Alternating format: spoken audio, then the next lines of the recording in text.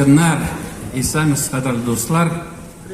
Һәммәгезне дә күрергә бик шат, бәйрәмегез бик матур. Илгиздән соң чыгыш ясарга бик авыр. Сезне биетергә, җырлатырга ниндидер осталык кирәк.